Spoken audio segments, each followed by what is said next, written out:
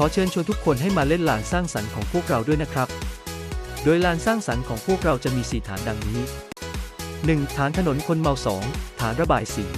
3. ฐานร้อยลูกปัด 4. ฐานปาลูกบอล หลังจากที่ท่านถ่ายรูปกับพวกเราแล้วนะครับ